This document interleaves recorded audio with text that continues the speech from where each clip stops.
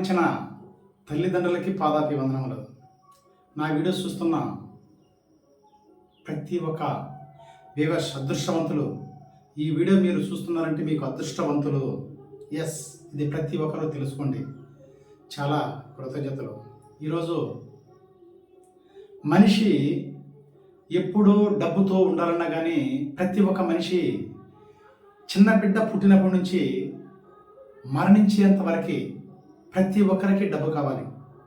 డబ్బు ఉంటేనే కాదండి, ఎక్కడికైనా ఏ పని చేయాలన్నా కానీ ఖచ్చితంగా డబ్బు కావాల్సిందే కదా.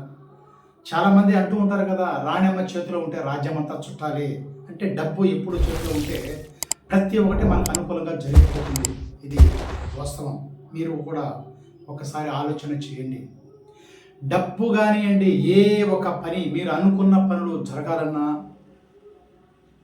మీరు ఎక్కడికైనా వెళ్ళి ఆ పనులు మీకు కావాలనుకున్నా కానీ ప్రతి ఒక్క పని మీరు అనుకున్న పనులు అనుకున్నట్లుగా జరగాలన్నా కానీ మీలో ఉన్నటువంటి నెగిటివ్స్, అంటే మీలో ఉన్నటువంటి నెగిటివ్కి గుడ్ బై చెప్పేయాలి. అంటే ఇంకా నెగిటివ్ని మీ యొక్క మనసులో నుంచి తీసి పక్కన పెట్టేయాలండి.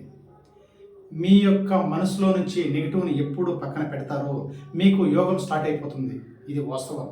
తెలుసుకోండి, ప్రతి ఒక్క విషయాన్ని తెలుసుకోవాలి.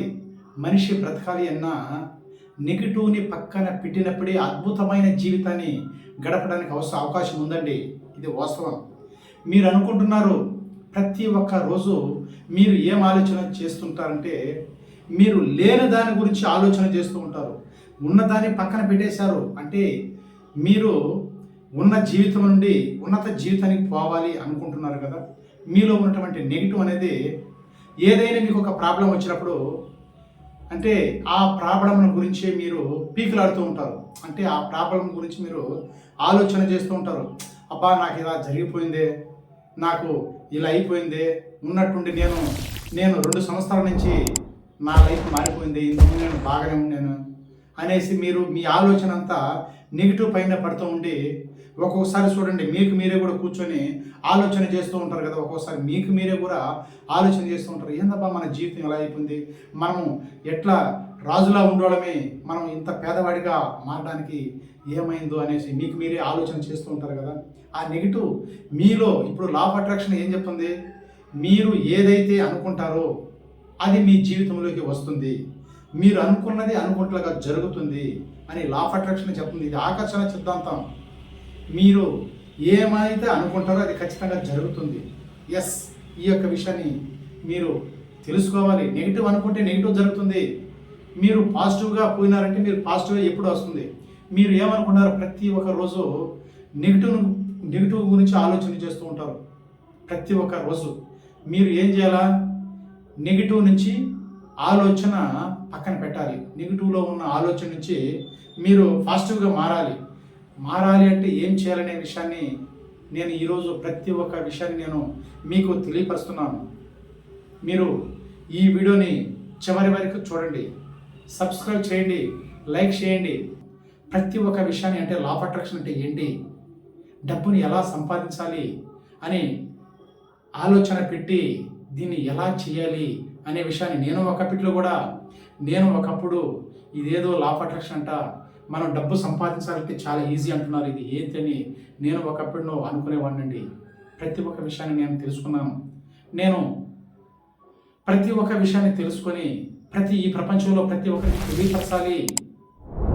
మనము హ్యాపీగా ఉన్నా కానీ ప్రతి ఒక్కరు హ్యాపీగా ఆనందంతో ఉండాలని నేను ఈ యొక్క వీడియోని మీ ముందుకు తీసుకొస్తున్నాను. ప్రతి ఒక్కరూ మారాలి.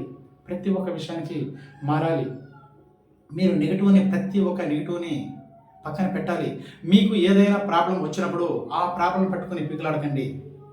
అది డోంట్ కేర్, వదిలేయండి. నీ యొక్క మనసులో నుంచి తీసేయండి.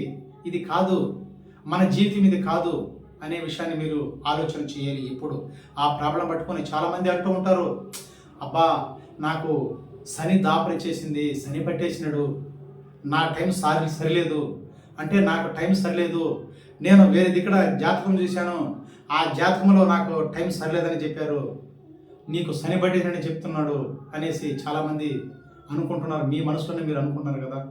శని పట్టిందంటే, శనీశ్వరుడు మీకు పట్టాడంటే మీకు మేలు చేయడానికి అండి. ఇది ఒకటి విషయాన్ని గుర్తుపెట్టుకోండి. మీకు శని పట్టింది అంటే మీరు అనుకుంటున్నారు మీకు శనేశ్వరుడు మంచి చేస్తాడండి. మీరు మీరు అనుకున్నారు మన శనికి పట్టేశాడు, మన జీవితం ఇంతే, మన గతి ఇంతే, మనము ఇంకా మన స్టీల్ అయిపోయిందనే విషయంగా మీరు ఆలోచన చేస్తున్నారు. అలా కాదండి.